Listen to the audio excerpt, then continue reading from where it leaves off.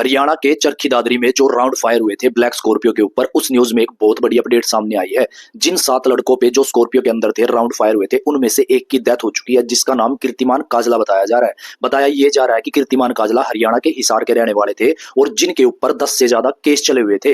हरियाणा के चरखी दादरी में सिटी थाना के बाहर ये राउंड फायर हुए थे, जिसमें लगातार 30 से ज्यादा राउंड फायर होते हैं ब्लैक स्कॉर्पियो पे, जिसमें 7 लड़के बैठे हुए थे, जिसमें से एक कीर्तिमान काजला भी था, जो ड्राइवर की बगल की सीट पे बैठा हुआ था। जब राउंड फायर होते हैं तो 20 से ज्यादा गोलियां उन 7 लड़कों को लगती हैं, जिसमें से 3 गोलियां कीर्तिमान काजला को लगी थी, जिसमें से 2 गोलियां पैर पे लगती हैं और एक गोली उसकी गर्दन पे लगती है। जो 3 लड़के स्कॉर्पियो पर ताबड़तोड़ गोलियां बरसा रहे थे, वो अपना काम करके वहां मौके से फरार हो जाते हैं। उसके बाद चरखी दादरी की पुलिस आती है और उन 7 लड़कों को चरखी दादरी के नजदीकी हॉस्पिटल में एडमिट करवाया जाता है। उसके बाद उनको रोहतक के पीजीआई में रेफर किया जाता है और रोहतक पीजीआई के बाद उनको गुड़गांव के एक हॉस्पिटल में एडमिट करवाया जाता है, जिसमें कीर्तिमान काजला की वहीं पे डेथ हो जाती है। और बताया ये जा रहा है कि जब उनको गोलियां लगी थी तब से ही कीर्तिमान काजला को होश नहीं था। इस केस में चरखी दादरी की पुलिस लगातार एक्टिव थी और उन 3 लड़कों में से एक लड़के को गिरफ्तार कर लिया जाता है, जिसका नाम रोहित कातिया बताया जा रहा है और उसके ऊपर भी बहुत सारे मुकदमे पहले से ही दर्ज थे। बताया ये जा रहा है कि जो वो 7 लड़के थे, उनमें से 2-3 लड़के किसी जमीनी विवाद में तारीख पर आए हुए थे और 4 लड़के उनके साथ एज ए दोस्त आए हुए थे,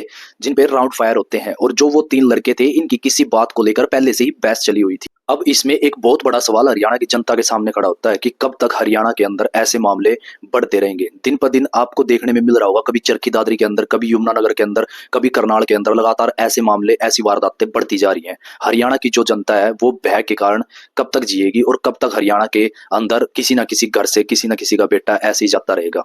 फिलहाल इस केस के अंदर दादरी पुलिस की तरफ से जो भी अपडेट सामने आएगी वो आपको मिलती रहेगी। कमेंट में अपनी राय जरूर देना। हरियाणा के अंदर जो ऐसी वारदातें हो रही हैं, आप इसमें क्या कहना चाहोगे? चैनल पर नए हो तो भाई सब्सक्राइब कर लेना, ऐसी अपडेट जल्द लेके आएंगे। जय हिंद, जय भारत।